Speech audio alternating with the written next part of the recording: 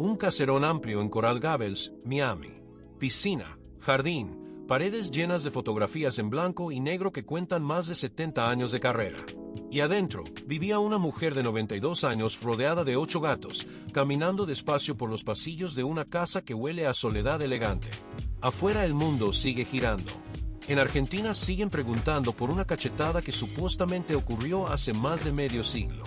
Y en cada rincón de América Latina, desde Buenos Aires hasta la Ciudad de México, desde La Habana hasta Caracas, su voz sigue sonando en las radios, en las rocolas, en la memoria de millones de personas que crecieron escuchándola cantar tangos que les arrancaban el alma. Esa mujer se llama Libertad Lamarque, la novia de América, la reina del tango, la mujer que fue expulsada de su propio país por atreverse a enfrentar a la mujer más poderosa de Argentina.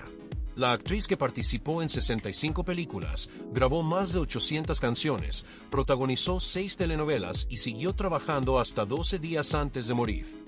La mujer que intentó suicidarse tirándose de un balcón en Chile, que soportó un matrimonio con un hombre violento, que le arrebataron a su hija, que tuvo que huir de Argentina para sobrevivir y que convirtió ese exilio en la conquista de un continente entero.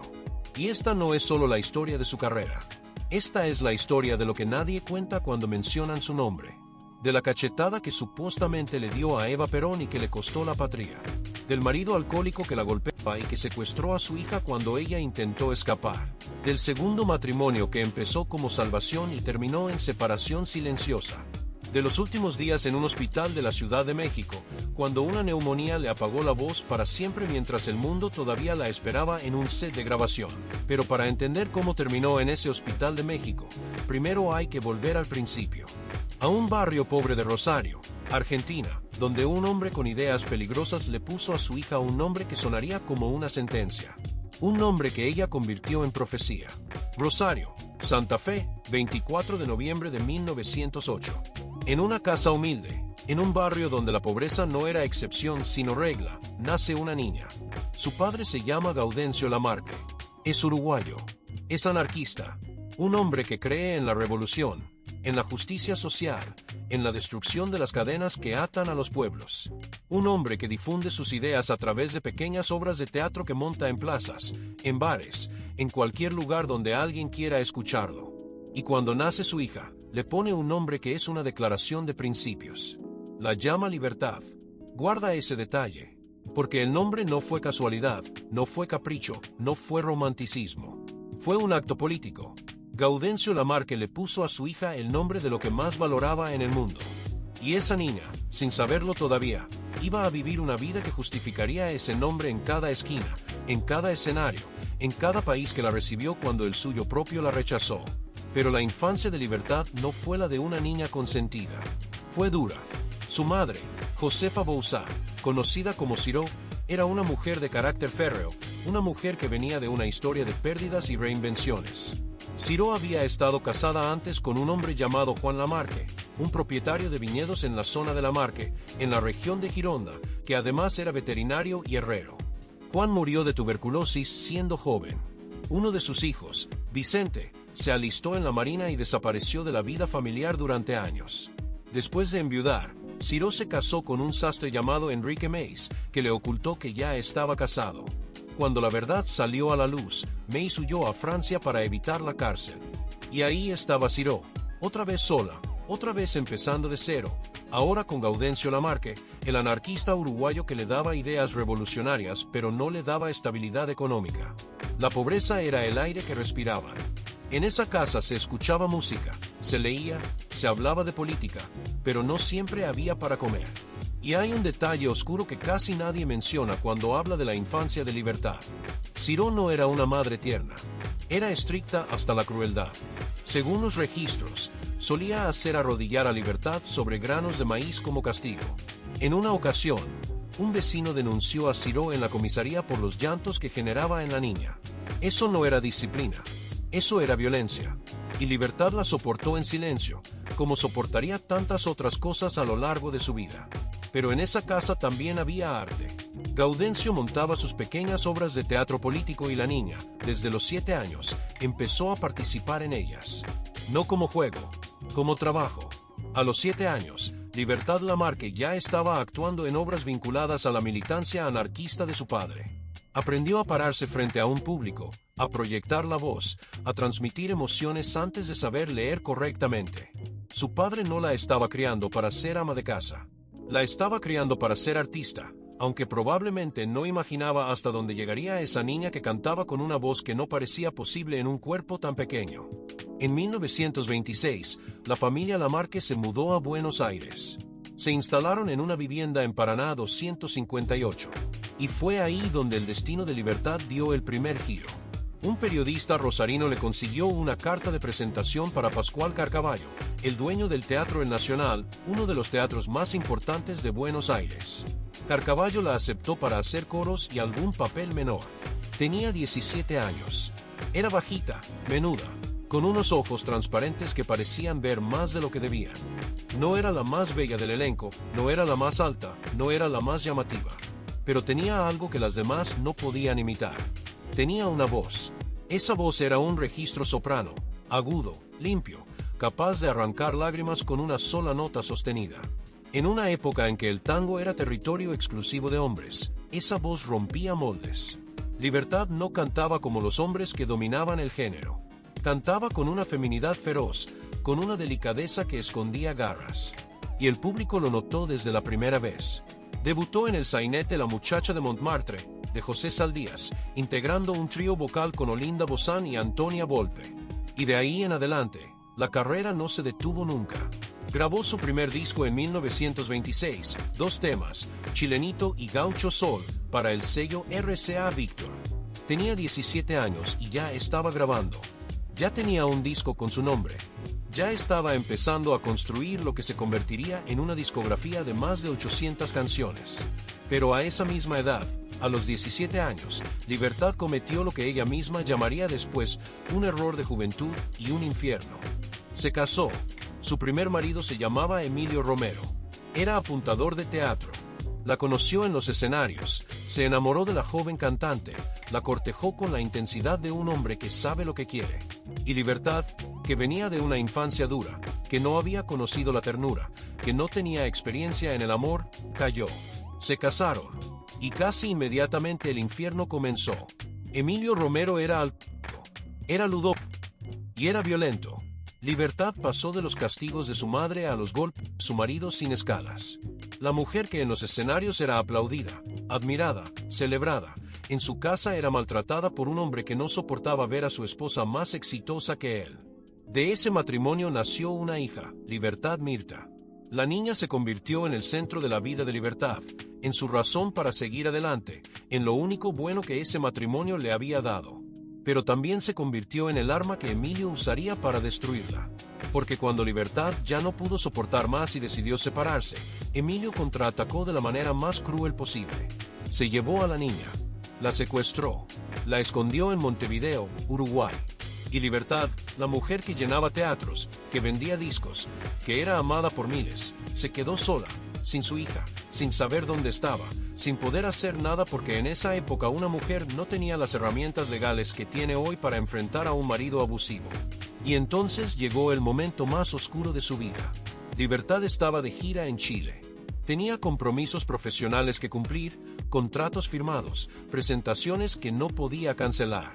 Pero por dentro estaba destruida. La presión de Emilio para quedarse con la tenencia definitiva de su hija, la violencia emocional, el aislamiento, la sensación de que no había salida, todo se acumuló hasta que la mente dejó de funcionar con claridad. En un hotel de Chile, Libertad Lamarque se tiró por el balcón. No fue un accidente, no fue un tropiezo, fue un intento de... La mujer que medio continente adoraba decidió que ya no podía más y saltó al vacío. Un toldo amortiguó su caída. Un simple toldo de tela fue la diferencia entre la vida y la muerte. Libertad sobrevivió, golpeada, herida, pero viva.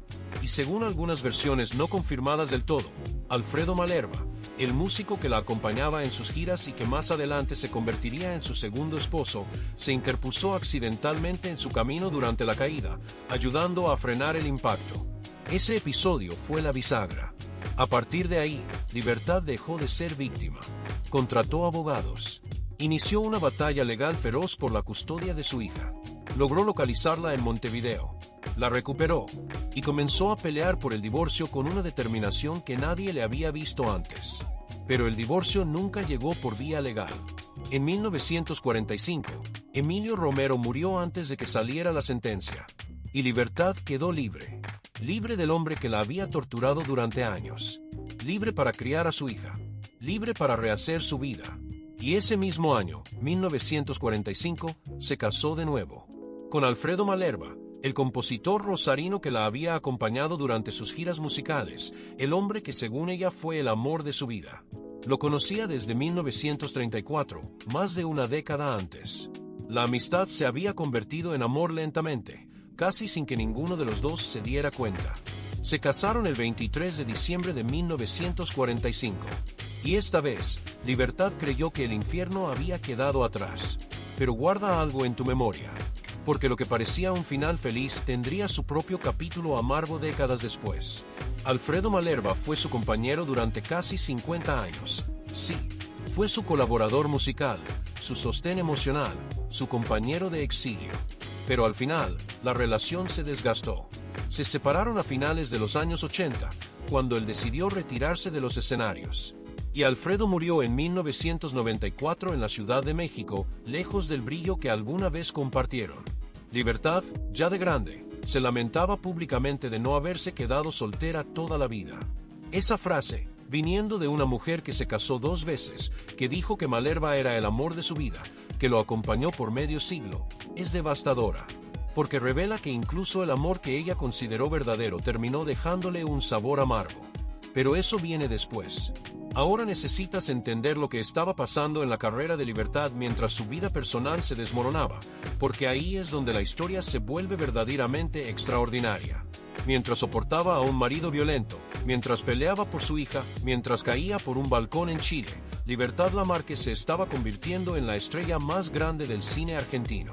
En 1930 protagonizó su primera película, Adiós Argentina, un filme mudo dirigido por Mario Parpagnoli. No era cine sonoro todavía. Libertad actuaba pero no cantaba en pantalla. Pero fue su carta de presentación para la industria. Y en 1933 llegó el golpe que lo cambió todo.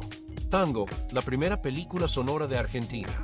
Libertad compartió cartel con Tita Merello, Azucena Maizani, Pepe Arias y Luis Sandrini. Era un elenco descomunal. Y ahí, por primera vez, el público argentino escuchó la voz de Libertad Lamarque saliendo de una pantalla de cine. El impacto fue sísmico. Una voz que ya conocían por la radio y por los discos, ahora tenía imagen, tenía rostro, tenía cuerpo. Libertad dejó de ser una voz y se convirtió en una presencia.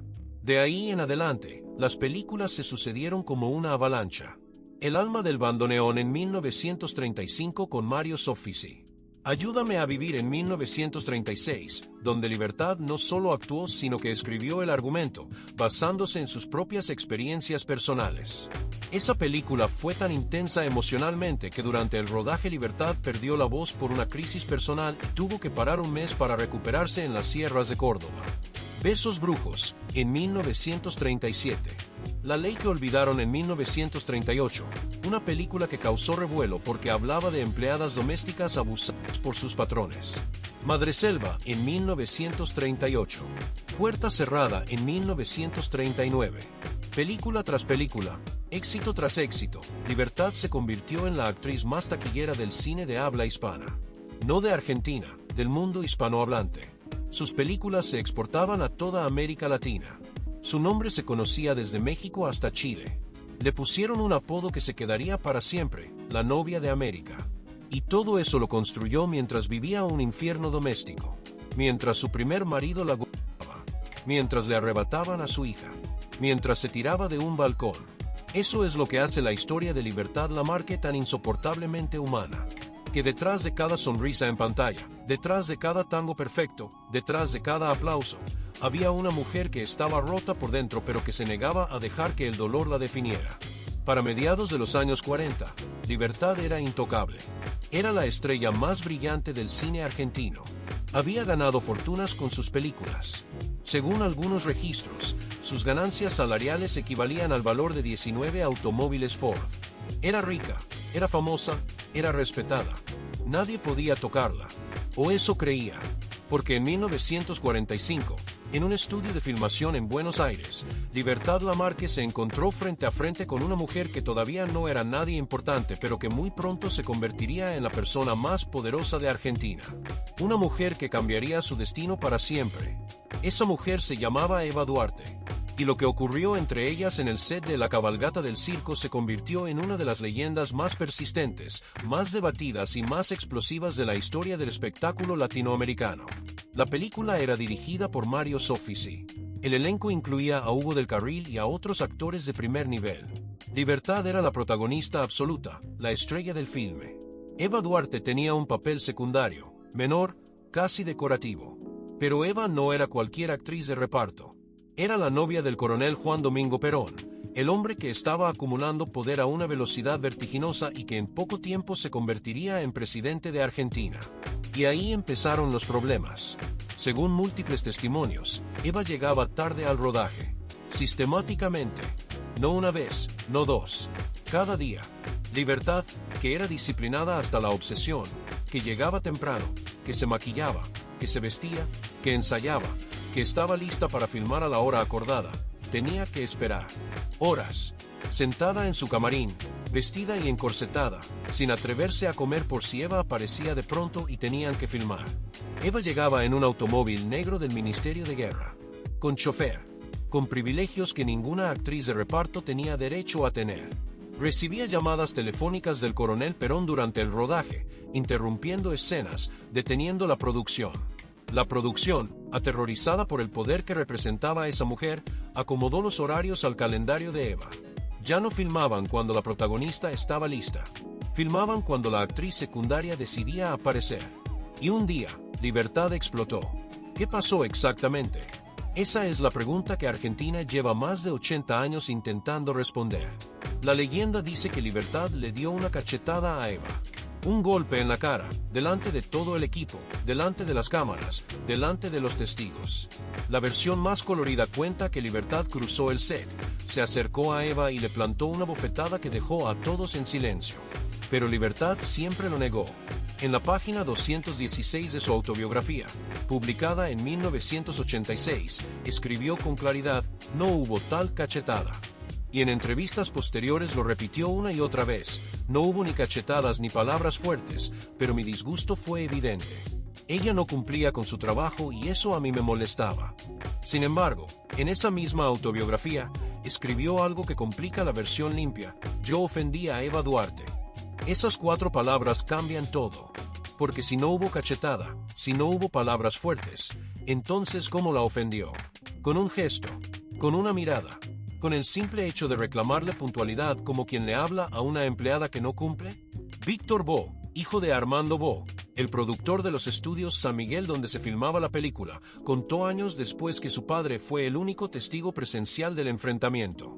Según Víctor, su padre le dijo que no hubo cachetada, que Libertad la frenó y le dijo que era la protagonista de la película y que tenía que respetarla. Y que Eva, humillada, respondió invitándola a ir a la Casa Rosada a las 4 de la mañana para recibir y ayudar a la gente, diciéndole que así sería mejor actriz. Sea lo que sea que ocurrió ese día, las consecuencias fueron devastadoras. Porque poco después, Juan Domingo Perón llegó a la presidencia en 1946. Y a partir de ese momento, las puertas para Libertad Lamarque en Argentina se cerraron una por una. No fue un decreto oficial. No fue una orden firmada. Fue algo peor. Fue un susurro. Le pusieron la tapa, se decía en la jerga de la época. Esa expresión hacía referencia a la tapa de un ataúd. Significaba que tu carrera estaba muerta, que nadie iba a contratarte, que tu nombre no iba a aparecer en ningún periódico, en ninguna revista, en ningún programa de radio, que eras invisible. Una revista llamada ¿Qué? Publicó en su portada una fotografía de Libertad contando su versión del altercado con Eva. La revista fue inmediatamente clausurada. Todos los ejemplares fueron destruidos. Eso no era censura sutil. Eso era destrucción. Miguel Machinandiarena, el productor de la película, le informó a Libertad que le habían puesto la tapa. Libertad tenía contrato para filmar 2 películas más con los estudios San Miguel. No se pudieron hacer. Los empresarios no se atrevían a contratarla. No necesitaban una orden directa del gobierno. Bastaba con el rumor de que Eva la había vetado para que todos se alejaran. En un clima de miedo donde hasta la obtención de celuloide para filmar dependía de la buena voluntad del gobierno, nadie iba a arriesgarse por una actriz, por más estrella que fuera. Libertad siempre fue cuidadosa con las palabras. Nunca dijo que estuviera exiliada. Jamás utilicé ese término, declaró. Pero también dijo algo que revelaba la verdad sin nombrarla. Hay muchas maneras de apagar un farol. Y añadió, no me nombraban en ningún periódico, en ninguna revista. Era prohibido que alguien se arrimara. La decisión fue clara. Si Argentina no la quería, ella iría a donde si la quisieran. Primero aceptó un contrato en Cuba. Después recibió ofertas de otros países. Y finalmente, en 1946, llegó a México. Su primera película en tierra azteca fue Gran Casino, dirigida nada menos que por Luis Buñuel, el genio del cine español exiliado en México. Compartió cartel con Jorge Negrete, el galán más grande del cine mexicano. Era una carta de presentación brutal. La recién llegada no empezaba desde abajo, empezaba desde la cima. Y México la recibió como si siempre hubiera sido suya. Años después, Libertad resumiría su vida entre dos países con una frase que se volvió célebre: la Argentina es mi tierra y México es mi cielo. Y esa frase, que suena a gratitud, también esconde una herida que nunca terminó de cicatrizar. Porque nadie elige abandonar su tierra. Nadie se va de su país con alegría. Se va porque no tiene opción. Y Libertad se fue porque una mujer que todavía no era primera dama decidió que la estrella más grande del cine argentino debía dejar de brillar. Pero lo que Eva Perón no calculó, lo que ningún poder puede calcular cuando intenta silenciar a alguien con verdadero talento, es que el silencio en un lugar se convierte en grito en otro. Y Libertad Lamarque no fue silenciada, fue amplificada. El exilio no la destruyó, la convirtió en algo más grande de lo que habría sido si se hubiera quedado en Argentina. Y mientras tanto, en una frase que parece sacada de una de sus propias películas, Libertad dijo algo que resume toda su filosofía de vida. De alguna manera, gracias a mi pelea con Evita, conquisté América. De no haber sido así, Libertad Lamarque hubiera quedado en el anonimato. Eso es lo que hace única a esta mujer, que tomó cada golpe, cada humillación, cada pérdida, y lo convirtió en combustible, que transformó el destierro en triunfo, que hizo del exilio una coronación. Pero México no fue solo un escenario, fue un hogar, una segunda vida, un lugar donde Libertad construyó algo que en Argentina le habían arrebatado: estabilidad. Y lo que construyó ahí, durante más de 50 años, es la parte de la historia que todavía falta por contar. México no recibió a Libertad Lamarque con los brazos abiertos por caridad. La recibió porque la necesitaba. A mediados de los años 40, el cine mexicano estaba viviendo su propia época de oro. Las pantallas pedían rostros nuevos, voces nuevas, historias que conectaran con un público latinoamericano que devoraba melodramas como si fueran pan.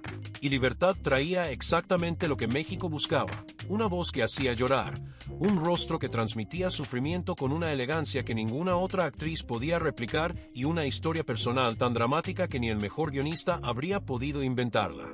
Su debut mexicano fue con Luis Buñuel. Piensa en eso un momento. No empezó con un director cualquiera. Empezó con uno de los genios más importantes de la historia del cine mundial. Gran Casino en 1947 no fue la mejor película de Buñuel, ni la más recordada, pero cumplió un propósito fundamental. Le presentó a Libertad ante el público mexicano de la mano de Jorge Negrete, el ídolo máximo del cine azteca. Era como si alguien hubiera diseñado la entrada perfecta. La Argentina llegaba escoltada por el charro más querido de México y bajo la dirección de un genio europeo. Nadie podía ignorarla. Y nadie la ignoró. Lo que siguió fue una avalancha de películas que convirtieron a Libertad en una de las actrices más importantes del cine mexicano. No del cine argentino en México, del cine mexicano a secas. Porque Libertad no llegó como visitante, llegó como habitante. Se instaló, echó raíces, aprendió los códigos del melodrama mexicano y los dominó con una naturalidad que hacía olvidar que había nacido a miles de kilómetros de distancia. Otra primavera en 1949 con Alfredo B. Crevenna. La Marquesa del Barrio en 1950 con Miguel Zacarías. Huellas del pasado en 1950, donde cantó Una lágrima tuya y Me cansé de vivir, dos canciones que se volvieron clásicos instantáneos. La mujer sin lágrimas en 1951, que le valió una nominación al premio Ariel como mejor actriz. La loca en 1951 con Zacarías, considerada en su momento una de sus mejores actuaciones porque rompía con la imagen de comedias musicales alegres y la mostraba en un registro dramático profundo. Rostros olvidados en 1952 con Julio Bracho y Julián Soler. Ansiedad en 1952 junto a Pedro Infante, el otro gigante del cine mexicano. Guarda ese nombre, Pedro Infante, porque compartir pantalla con Pedro Infante no era cualquier cosa. Era la consagración definitiva. Infante era el actor más amado de México.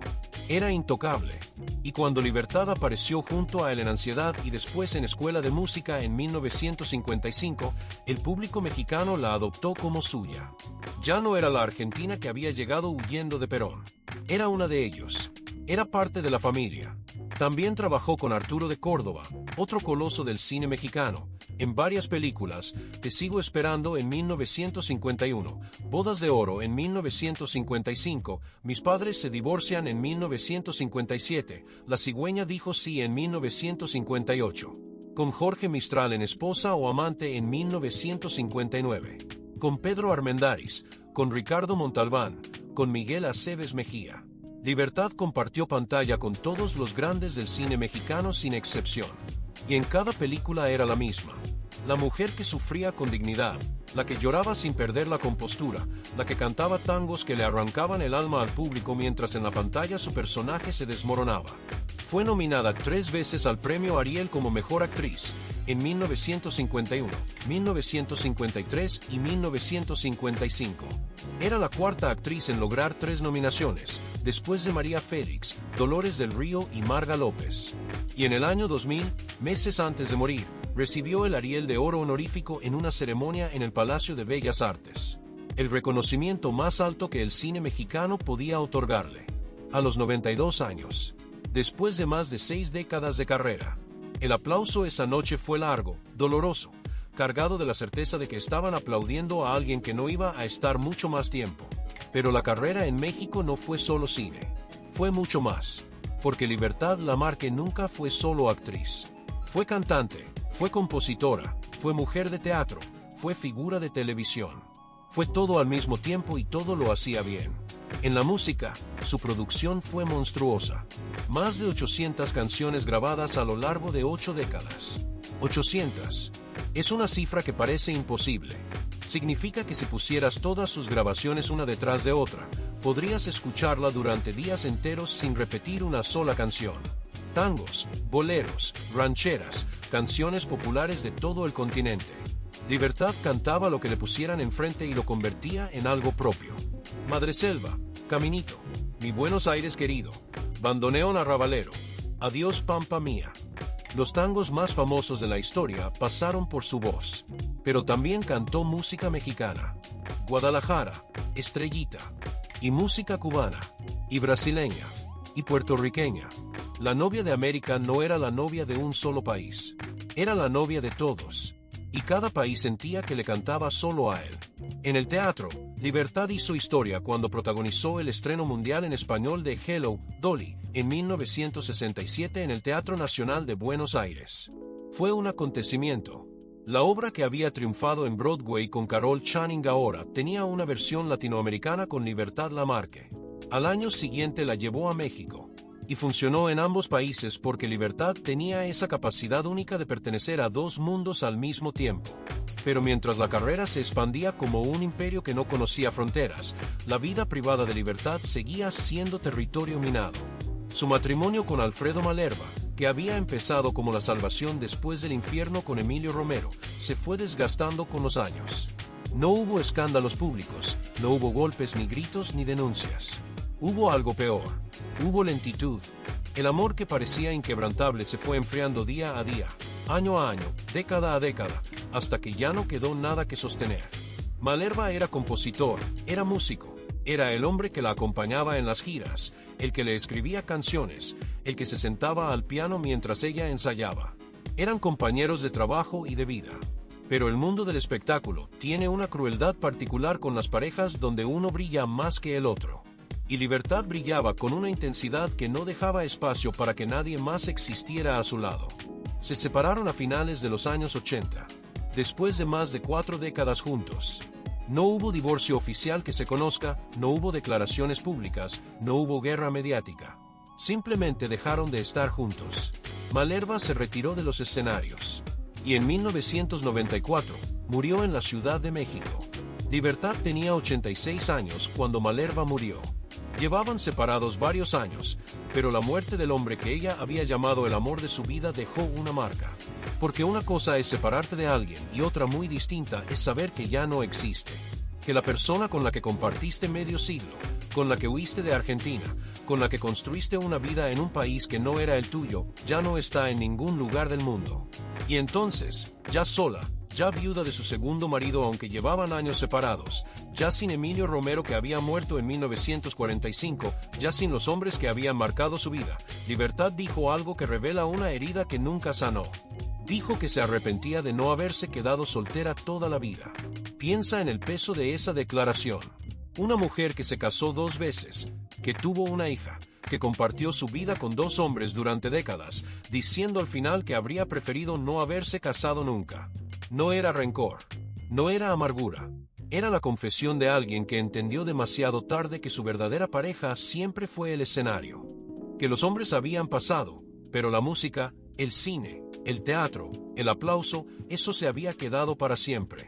Su hija Libertad Mirta, la niña que Emilio Romero había secuestrado décadas atrás, creció y le dio 6 nietos, Leonardo, Claudia, Alexandra, Hernán, Fabiana y Fernanda. Leonardo murió joven en un accidente automovilístico. Otra pérdida, otra herida, otra grieta en una vida que parecía acumular dolor con la misma velocidad con la que acumulaba aplausos. Los nietos a su vez le dieron 10 bisnietos. La familia crecía mientras Libertad envejecía, y la distancia entre la diva y la abuela se iba acortando con cada año que pasaba. Pero Libertad no se retiró. No se sentó en una mecedora a ver pasar los años. Siguió trabajando. A los 70, a los 80, a los 90. Cuando cualquier otra persona habría aceptado que la carrera había terminado, ella seguía buscando proyectos, seguía diciendo que sí a cada oferta, seguía subiéndose a escenarios y a sets de grabación como si tuviera 30 años. En 1986, a los 78 años, publicó su autobiografía, Libertad Lamarque, autobiografía, con la editorial Vergara. La escribió a mano, porque según ella a máquina no se podía inspirar. Y en ese libro puso todo, las cosas buenas y las que habría preferido no recordar nunca. Lo de Eva Duarte, lo de Emilio Romero, lo del balcón en Chile, lo del exilio, lo del dolor, lo de la soledad, todo. Dijo en una conferencia que quería que no quedaran dudas sobre su verdad. Esa frase es importante, su verdad, no la verdad, su verdad. Como diciendo, esta es mi versión y es la única que importa. En 1985 recibió el premio Conex de Platino como mejor cantante de tango. Era un reconocimiento de Argentina, el país que la había expulsado décadas antes. La ironía era demoledora. El mismo país que le había puesto la tapa, que había destruido los ejemplares de la revista que publicó su foto, que le había cerrado las puertas del cine, la radio y el teatro, ahora la premiaba como la mejor. Libertad aceptó el premio sin rencor público. Pero uno se pregunta qué habrá sentido por dentro. Si habrá pensado en Eva Perón, muerta desde 1952. Si habrá pensado en Perón, muerto desde 1974. Si habrá pensado en todos los que la silenciaron y que ahora estaban bajo tierra mientras ella seguía de pie, cantando, actuando, viviendo. Y entonces llegaron las telenovelas. En los años 90, cuando el cine latinoamericano ya no producía las mismas oportunidades que antes, Libertad encontró una segunda vida artística en la televisión. Y no en cualquier televisión. En las telenovelas mexicanas, el género que dominaba las pantallas de todo el continente. Su primera experiencia con telenovelas había sido en los años 70. Esmeralda en 1971 en Venezuela, donde interpretó a Sor Piedad. Mamá en 1975, también en Venezuela. Soledad en 1981 en México. Amada en 1985 en Argentina. Pero fueron las telenovelas de finales de los 90 las que la devolvieron al centro de la conversación. En 1998, A los 90 años de edad, Libertad Lamarque fue convocada para La Usurpadora, una de las telenovelas más exitosas de la historia de la televisión mexicana. Protagonizada por Gabriela Spanik, la historia de dos gemelas idénticas que intercambian identidades se convirtió en un fenómeno continental. Se transmitió en decenas de países. En Estados Unidos, en Grecia, en Croacia, en toda América Latina. Y ahí estaba Libertad, interpretando a Piedad Bracho, la abuela alcohólica de la familia. Un papel complejo, oscuro, lleno de matices. A los 90 años, cuando la mayoría de las personas de esa edad apenas pueden caminar sin ayuda, ella estaba memorizando libretos, cumpliendo horarios de grabación, sosteniendo escenas dramáticas con actrices 60 años más jóvenes. Una nueva generación descubrió a Libertad Lamarque gracias a La Usurpadora. Millones de jóvenes que no sabían quién era, que nunca habían escuchado un tango suyo, que no conocían la leyenda de la cachetada a Eva Perón, de pronto la vieron en pantalla y entendieron por qué la llamaban la novia de América. Porque a los 90 años, Libertad Lamarque seguía teniendo algo que las demás no tenían. Presencia. Una autoridad natural frente a la cámara que no se podía fingir ni aprender. Se tenía o no se tenía. Y ella la tenía intacta. Después de La Usurpadora vino Más allá de la Usurpadora, una secuela que aprovechó el éxito del original. Y después, en el año 2000, llegó la última convocatoria. Carita de Ángel. Una telenovela infantil producida por Televisa. Libertad interpretaría a la Madre Superiora Piedad de la Luz, la directora de un colegio religioso de niñas. Era un papel dulce, sereno, completamente opuesto a la abuela alcohólica de La Usurpadora. Era Libertad Lamarque interpretando la bondad pura. A los 92 años, la grabación comenzó normalmente. Libertad llegaba al set, cumplía sus escenas, se iba. Los compañeros de elenco la trataban con una reverencia casi religiosa. Sabían que estaban trabajando con una leyenda viviente. Sabían que cada escena con ella podía ser la última. Y actuaban en consecuencia. Pero el cuerpo tiene límites que la voluntad no puede superar. Y el 30 de noviembre de 2000, 6 días después de cumplir 92 años, Libertad empezó a sentir dolores fuertes en la espalda durante una grabación. No era un dolor normal. No era cansancio. Era algo que crecía por dentro, que le quitaba el aire, que la hacía sentir que el cuerpo ya no le respondía. La sacaron del set y la llevaron directamente al Hospital Santa Elena de la Ciudad de México. Los médicos la examinaron. El diagnóstico fue demoledor. Neumonía. A los 92 años, una neumonía no es una gripe fuerte. Es una sentencia. Los pulmones de una persona de esa edad no tienen la capacidad de luchar contra una infección así. Los antibióticos ayudan, pero el cuerpo necesita fuerza para responder, y a los 92 años la fuerza se agota rápido.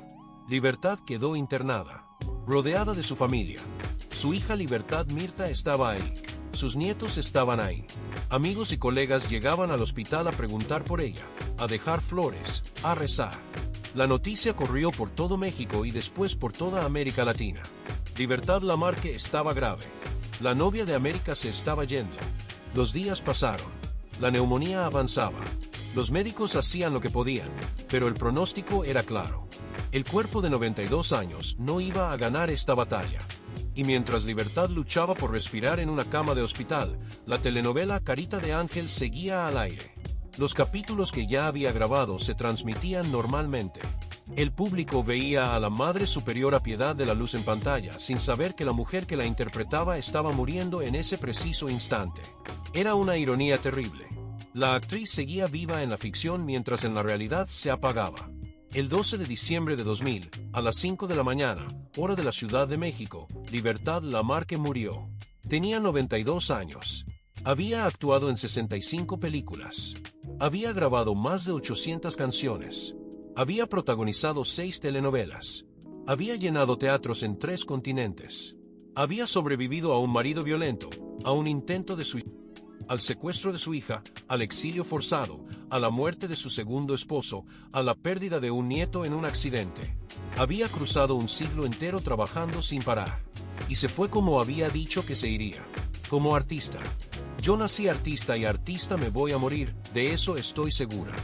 Esa frase, dicha en una de sus últimas entrevistas, resultó ser exacta. Porque Libertad no murió retirada. No murió en una residencia de ancianos. No murió olvidada. Murió con una telenovela en el aire, con un contrato vigente, con escenas pendientes de grabar. Murió trabajando. Murió siendo Libertad Lamarque hasta el último respiro. La noticia sacudió a América Latina. Los titulares fueron enormes. El diario Clarín de Argentina tituló su obituario como el final de un sueño.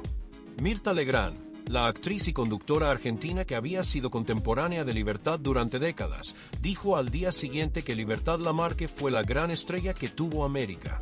No dijo Argentina, dijo América, porque a esas alturas, Libertad ya no pertenecía a un solo país. Pertenecía al continente entero. En Carita de Ángel, la telenovela que quedó inconclusa, la producción tuvo que resolver el problema de la ausencia de la Madre Superiora. Silvia Pinal, otra leyenda del cine mexicano, fue llamada para reemplazarla. Pero todos sabían que nadie podía reemplazar a Libertad Lamarque. Nadie podía ocupar ese espacio. Nadie tenía esa voz, esa mirada, esa manera de estar en pantalla como si el mundo entero dependiera de cada palabra que pronunciaba.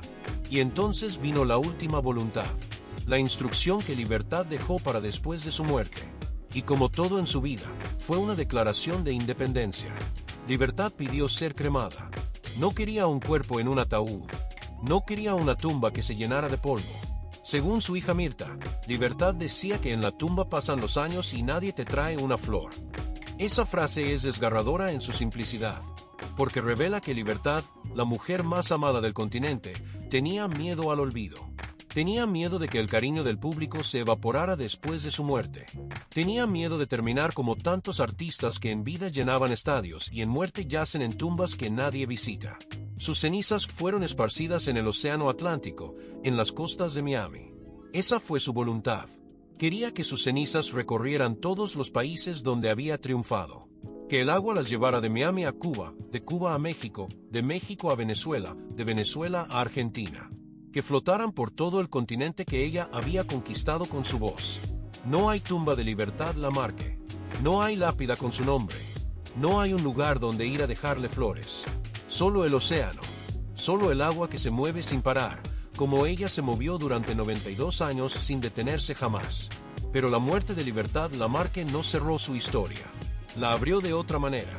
Porque cuando una figura de ese tamaño desaparece, lo que queda no es solo el legado artístico. Quedan las preguntas, quedan las versiones que nunca se confirmaron, quedan los silencios que en vida parecían discreción y que después de la muerte empiezan a parecer ocultamiento. Y en el caso de Libertad, los silencios eran muchos. El primero y el más grande siempre fue Eva Perón. Libertad murió en el año 2000. Eva Perón había muerto en 1952, casi medio siglo antes. Pero la sombra de ese enfrentamiento en el set de la cabalgata del circo persiguió a Libertad hasta su último día. En cada entrevista, en cada homenaje, en cada aparición pública, la pregunta era la misma. ¿Qué pasó con Eva? ¿Hubo cachetada? ¿La exiliaron? ¿Fue venganza personal o fue política?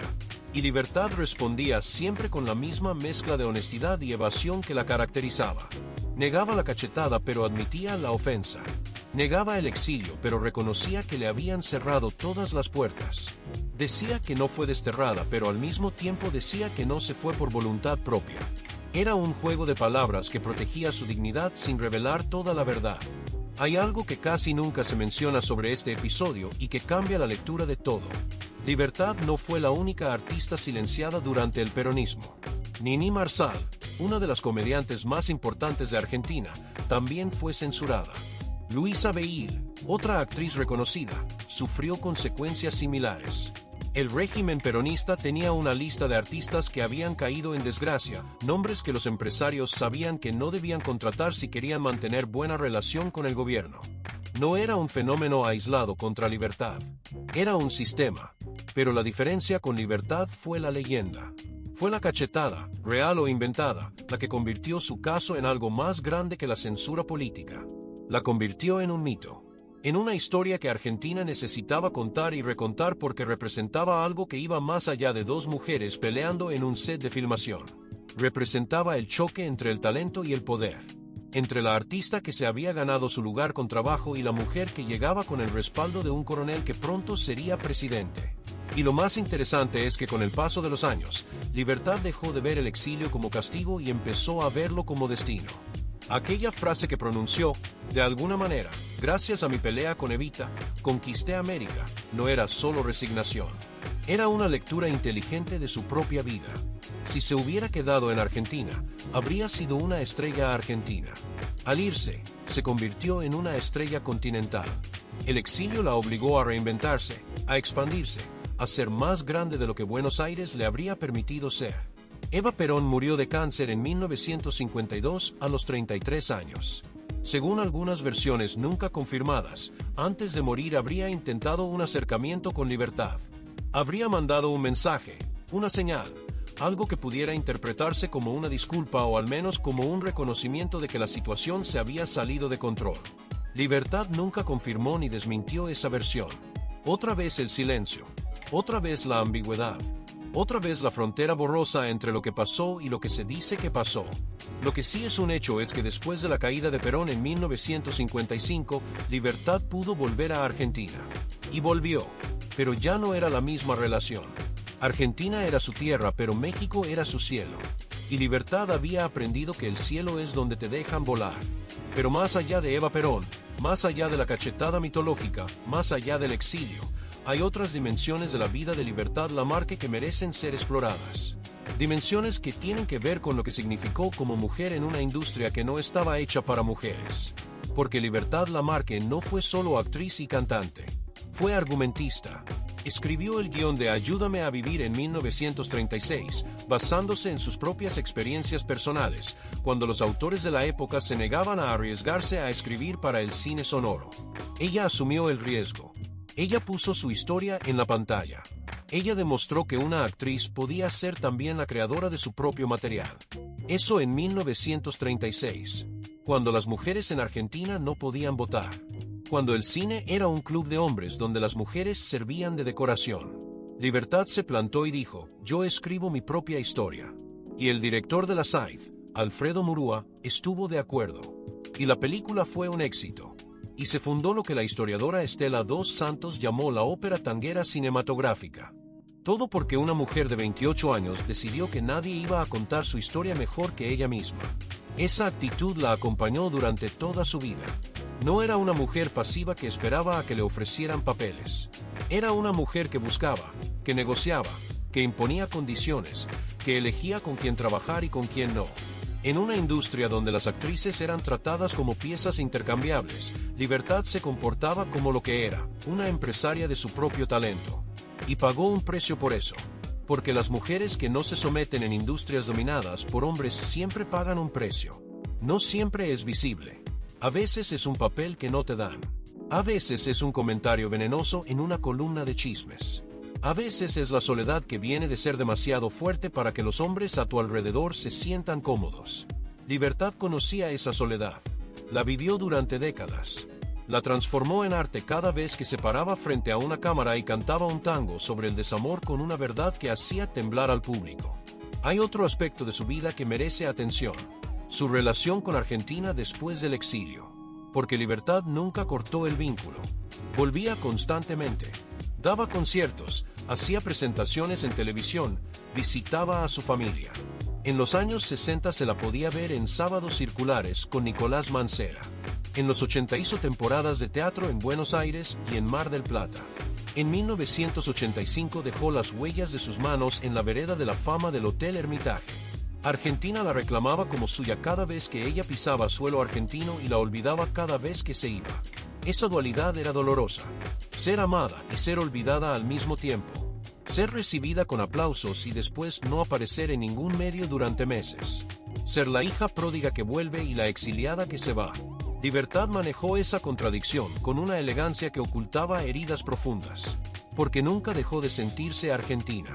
Pero tampoco dejó de sentirse rechazada por Argentina.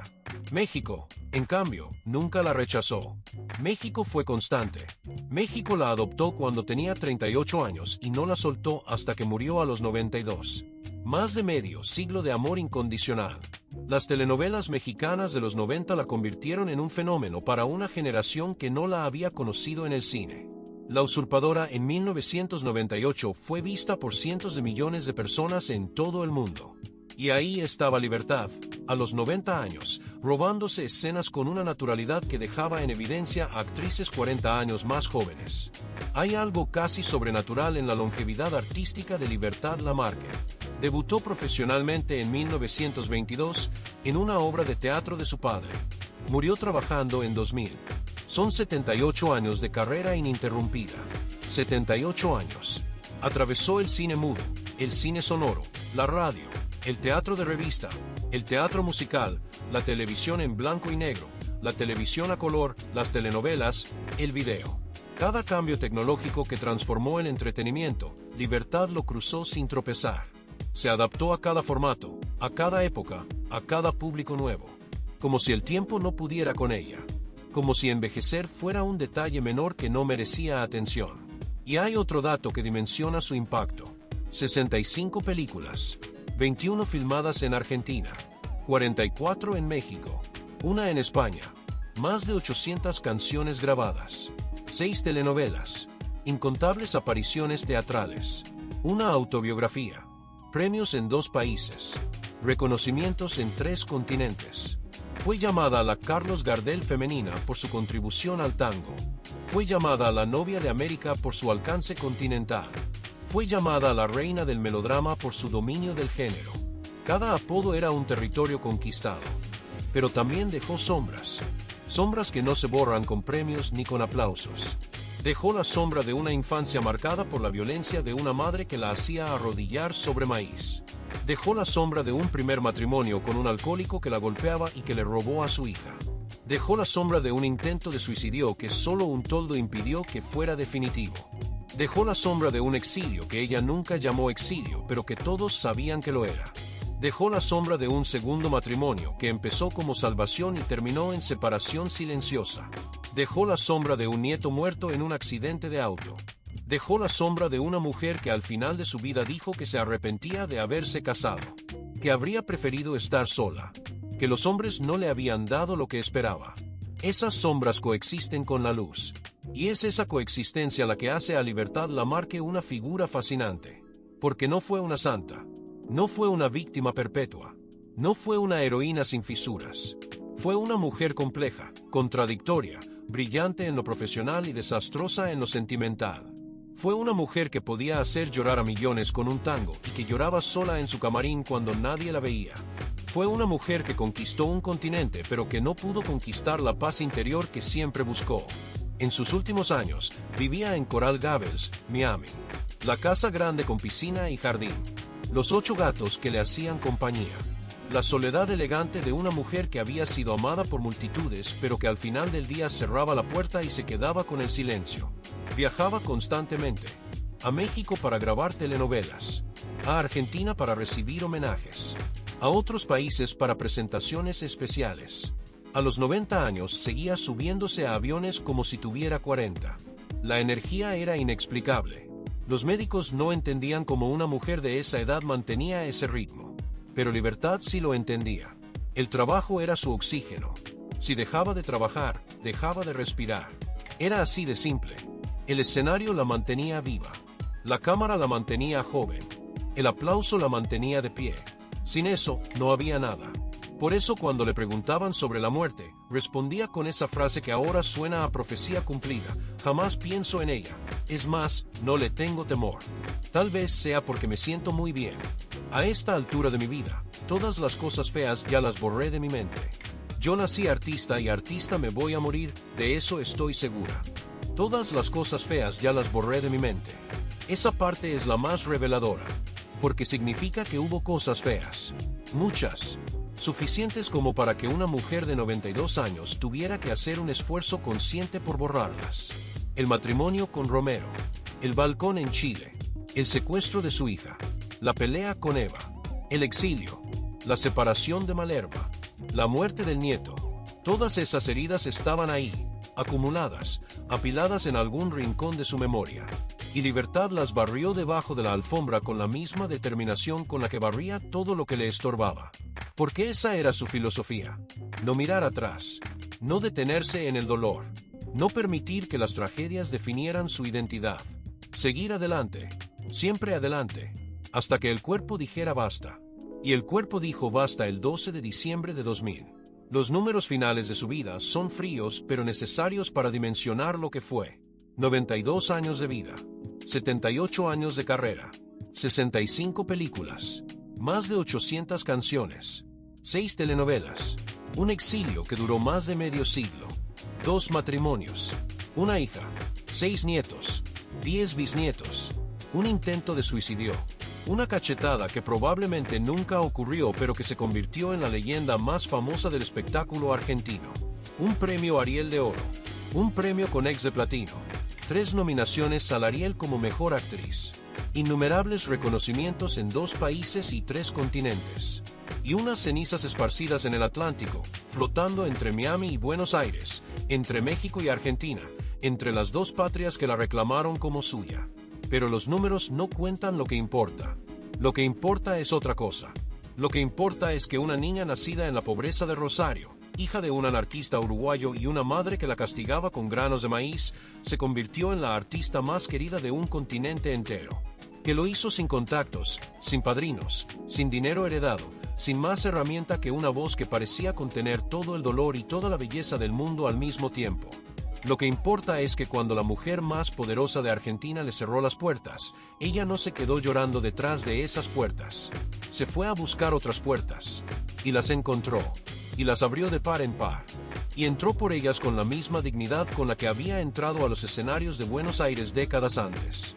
Lo que importa es que sobrevivió a un marido que la golpeaba, a un intento de suicidio, al secuestro de su hija, al exilio, a la soledad, a la pérdida, a la enfermedad, y que después de todo eso siguió cantando, siguió actuando, siguió siendo Libertad Lamarque, como si nada pudiera romperla del todo, como si cada golpe solo le diera más material para interpretar tangos con una verdad que ninguna otra cantante podía alcanzar. Lo que importa es que a los 90 años estaba protagonizando telenovelas que veían cientos de millones de personas, que a los 92 estaba en un set de grabación cumpliendo un contrato, que murió trabajando, que su última aparición ante el público fue interpretando a una monja bondadosa en una telenovela infantil, que la última imagen que el mundo tuvo de ella fue la de una mujer serena, cálida, luminosa, no la de una anciana derrotada, la de una artista en ejercicio. Y lo que importa, quizá más que todo lo demás, es lo que dijo sobre sus cenizas. Que no quería una tumba porque en las tumbas pasan los años y nadie te trae una flor. Esa frase revela el miedo más profundo de Libertad Lamarque. No el miedo a la muerte, el miedo al olvido. El miedo a que después de 78 años de carrera, después de haber dado todo, después de haber cantado para millones, el mundo siguiera adelante sin ella y nadie se acordara de llevarle una flor. Por eso pidió el océano, porque el océano no olvida. El océano no se seca, el océano no cierra. El océano siempre está ahí, moviéndose, llevando las cenizas de un lugar a otro, de una costa a otra, de un país a otro. Libertad Lamarque no quiso quedarse quieta ni en la muerte. Quiso seguir viajando. Quiso seguir recorriendo el continente que la había amado. Quiso que sus cenizas tocaran las playas de Cuba, donde la recibieron cuando Argentina la echó. Que rozaran las costas de México, donde fue más feliz que en ningún otro lugar. Que llegaran algún día, tal vez, hasta la desembocadura del Río de la Plata, hasta Rosario, hasta el barrio pobre donde todo empezó. Hay personas que caben en una tumba, y hay otras que necesitan un océano. Libertad Lamarque necesitó un océano. Y aún así, probablemente se le quedó chico. Porque más de 2 décadas después de su muerte, su nombre sigue provocando lo mismo que provocó en vida. Admiración, controversia, emoción, debate. En Argentina siguen peleando por la cachetada. En México siguen pasando sus telenovelas. En todo el continente siguen sonando sus tangos en las radios, en las rocolas, en las fiestas, en los momentos en que alguien necesita escuchar una voz que entienda el dolor sin pedirte que lo expliques. Libertad Lamarque nació el 24 de noviembre de 1908 en Rosario, Argentina. Murió el 12 de diciembre de 2000 en la Ciudad de México. Fue hija de un anarquista. Fue esposa de un maltratador. Fue madre de una niña secuestrada. Fue la mujer que supuestamente le pegó a Eva Perón. Fue la exiliada que conquistó un continente. Fue la novia de América. Fue la voz del tango que hizo llorar a generaciones enteras. Fue actriz, cantante, escritora, luchadora. Fue todo eso y fue algo más que no se puede definir con palabras. Fue esa cosa invisible que tienen los artistas verdaderos, esa capacidad de hacerte sentir que te conocen, que te entienden, que cantan para ti y solo para ti, aunque estén cantando para millones. Sus cenizas flotan en el Atlántico. No hay lápida, no hay tumba, no hay un lugar donde dejarle flores. Pero hay canciones, más de 800. Y cada vez que alguien pone Madreselva en una rocola, cada vez que alguien ve La Usurpadora en una repetición,